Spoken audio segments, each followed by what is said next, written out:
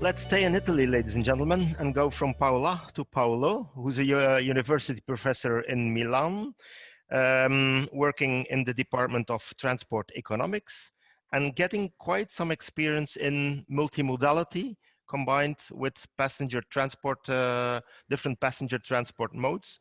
How do bus companies, Paolo, can gain or profit from a multimodal approach of their services? Yes, good afternoon and good morning for those far from Europe, and thank you for inviting me. As this presentation, I will try to outline you how I try to classify and to differentiate the different forms of intermodality in long distance transport, and all of them, most of them involve bus and coach solutions. So the first messages I want to start from are that intermodality is the norm in public transport networks, but it can be an opportunity also for long distance transport. And in the presentation, I will stress that the intermodality is already there, much more than one could imagine at first sight. And differently from public transport, local public transport, it's primarily a strategy of the firms. So the public sector, who is very present in local transport in the long distance, is, when not absent, has much less role. And thirdly, that the concept of intermodality is much broader than in local public transport. And this presentation comes from a broader study that we did and we presented last week, basically, in Italy.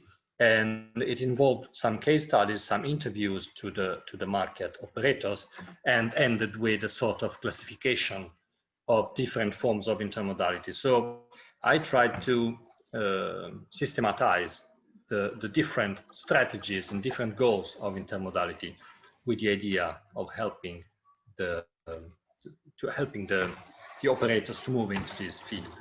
So in local public transport, intermodality is made of places, so the places where interchanges occur, and often this component is the dominant one. Then fares and timetables. In the long distance, instead, the outcome in terms of intermodal solution is a mix of actions, very heterogeneous, which respond to rather different company targets. So the outcomes are very broad and very different. I tried this list of goals of companies that push companies to implement intermodal solutions. Of course, like every classification is imperfect, we could premix it in other ways, but this is the way I'm going to present it. So one goal could be generally to enrich the product. So I have a product and I want to give a better product to my customers.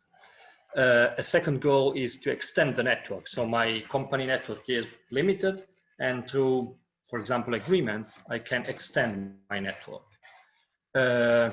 Thirdly, and fourth, third and fourth are the most obvious. I want to increase my customer base, my users, improve the load factors, and increase the turnover and profit. So more financial goals. A fifth goal is to reduce production costs, which sometimes is not the case, but in others it is. And finally, maybe the most interesting one is to prevent competition. I'm mostly a public economist, so my point of view is always from the public sector and public point of view. So from my point of view, intermodality is interesting, that intermodality sometimes is used by companies to avoid competition, to reduce competition, the pressure of competition. So I let's say, re-listed these concepts in the next slides, and I start with the enrich the product with last mile services. This is probably the most heterogeneous group and includes many different things like integrated tickets, coach, train, and local transport, agreements for car sharing, car rentals, contextual booking of transit and other services, last mile services like the one we just listened from Flipco, And also, maybe it's a bit different from the others, but I put in this category also the issue of the places, so the hubs where the intermodality takes place. Just one slide about this last point. Intermodal hubs are not very common, or at least are not very common in complex intermodal hubs. There are some which are interesting, and the point is that these, in my presentation, is the only part, the only element which requires usually a public planner and a public intervention, because all the others are can originate from firms, from companies, while this one typically requires that a public body share the need of companies to have appropriate hubs and interchange points. And for example, I mostly know Italy, but I'm pretty sure that it's quite common in most of Europe, maybe not Central Europe, but most of Europe, yes. Often the quality of these interchange places, sometimes huge and very important, is very low. So there is not yet recognition of the importance of these places. The second concept is the increased patronage and extend the network. Here we have different strategies: rail feeder, intermodal companies, intermodal agreements and distribution agreements, and airport buses. So Flicco, for example, is also in this category. Just a couple of examples. In Italy, we have two rail competitors, Trenitalia with the incumbent and Italo with the newcomer. Italo, it's a head-on competition, so open access competition. Italo now is about 30–40% of market share, so quite a lot. The two companies have similar products, services, and both used buses to extend their network. So the yellow lines in this map are the bus routes of Italo, and the Trenitalia ones are quite similar. And it's a way to go out from the high-speed network, to get more customers and to provide a constant level of quality, level of service to the customer, except the speed, of course, but a similar user experience. And it's many years that these services exist, so I suppose that we have no data, of course, but I suppose that they are interesting for the rail company. Airport buses, since the beginning, another example, Flixbus, but also other bus companies operated direct connections with airports. Why? Because these connections included a large potential demand which was not yet touched by traditional services, and also on average provide higher unit revenues, which is good for companies. So for example, this is a map of airports served by Flixbus direct connections in terms of stops per week, and they have many services in many European airports. A third example is that of intermodal companies. So probably is the most obvious, but also the most complex in reality. These are the two Czech rail newcomers. So in Czech Republic, we have 3 rail companies, and 2 of them, the new ones, are both intermodal companies. And for them, they are not rail companies. Probably they are more known as rail companies, but they are both multimodal. So they are both travel agencies, rail companies, bus companies, and they also use extensively agreements to further extend the network, either with bus or with trains. Finally, BlaBlaCar and the recent BlaBlaBus is a new evolution. Maybe they will go in the same direction of Flixbus, but coming from different origins. BlaBlaCar was and still is the carpooling, the most known carpooling platform, actually not carpooling, but ride sharing.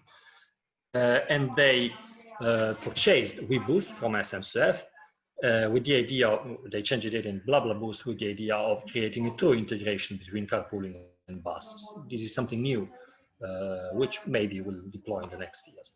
Third aim with consequent strategies is increased turnover and yields, upselling of touristic services, for example, and agreements with online ticketing platforms. Just one example, ticketing platforms are, of course, well known, and CheckMyBus is one of them.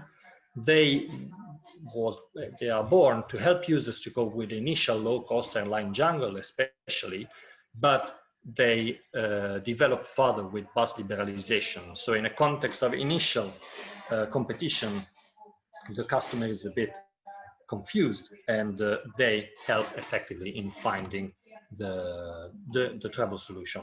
Now they are all multimodal, so include also rail, ride sharing, and ferries. And the next step, partially already there, is the intermodal researches. So the possibility to propose different and complex travel chains. And I will go back on this at the very end. Fourth, optimize cost. Just one example, FlixTrain is basically an industrial operation. So on routes where 20 buses per day operate, the obvious next step was to move the customers to a train. So it's not just a train, it's not just product differentiation, but it's something to save cost on very dense routes. So in this case, we can see bus as a pre-train solution. And finally, the fifth is to maintain leadership and prevent competition. In this case, this is something that bus companies, it doesn't come from bus companies, but from rail companies. And in fact, rail with rail product differentiation, like the well-known as Wigo, Avlo, and also a former Italian trial. But probably the most interesting example is Webus. Webus was the low-cost bus company of SNCF, which was born with the idea to occupy as much space of rail or transport market in France and in Europe, with the clear aim to avoid competition in rail. And the operation was not very successful because it generated a lot of demonstrated losses. So it was not a purely commercial operation, but it was, as I said, to prevent competition. And it's not the only one. Also in Italy, we had similar experience with the Italian Railways that created Bus Italia Fast brand, losses, and this brand went back to Simet, which was the original company. It's a bus in Germany exists, survived, but it's very limited. And Renfe in Spain did not even try because the bus sector is much stronger.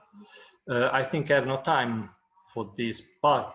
I will leave it to you, but it's very Italian, so we did a short interview to Italian operators. And to conclude, two tendencies for the future. The first one, which is today, companies that become structurally intermodal. So bigger players try to become mobility operator and not bus operators or rail operators. And we already mentioned many examples, not only through agreements, but from an industrial point of view. The second tendency, which is for tomorrow, it could be that maybe virtual companies will appear.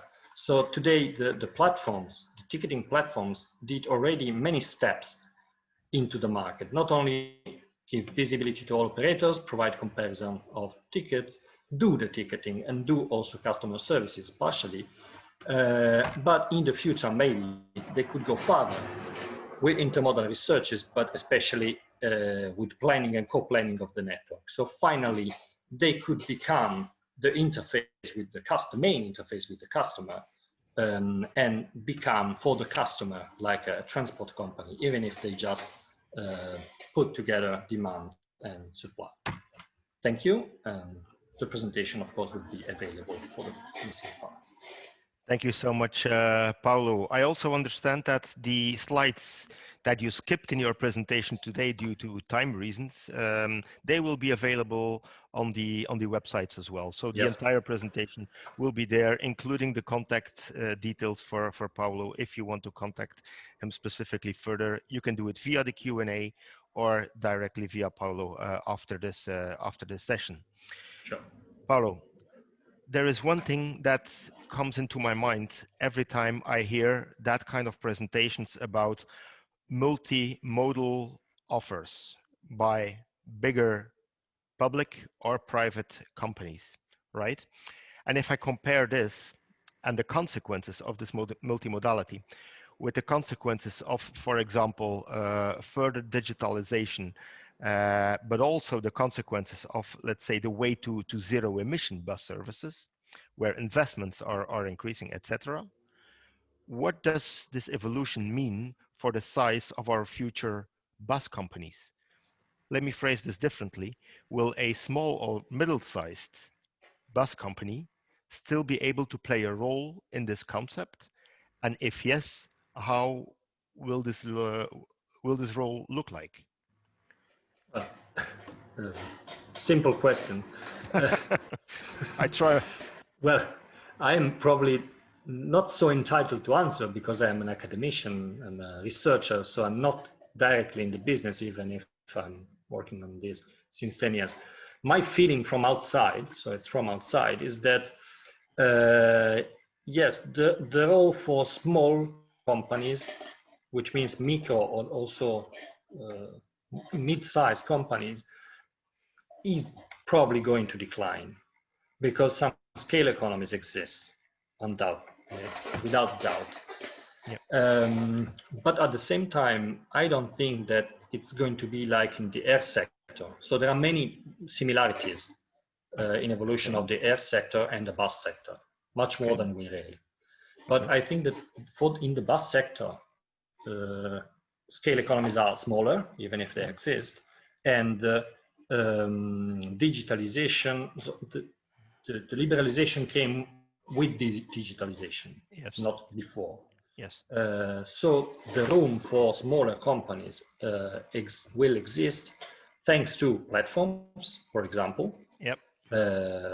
And thanks to the spatial dimension, which in airplanes it's not so relevant.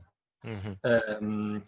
The only thing that will probably disappear for small companies will be the direct contact with the customer, the marketing simply. Yep. Because if you are very small, it's very difficult to keep contact with all your potential users. Yeah, yeah. You're referring to the model that Flipco is presenting and others, where they have the relationship with the client and where they subcontract bus operators to do the operations. Can that be the model? This is for sure the model which is dominant now, because somebody is holding the power with the technological devices, so is able to create the interface with the user, and the traditional companies are a bit behind. But it's not necessarily in this way. So it's not necessarily that the driver is going to be forever below the interface. It could be that simply bus companies will merge and become a bit bigger and become able to face the monopsony power of the of the interfaces. But in one way or another, collaboration remains the key to survive this evolution. Correct? Yes, I think so. Yeah. Thank you so much, Paolo. Most interesting.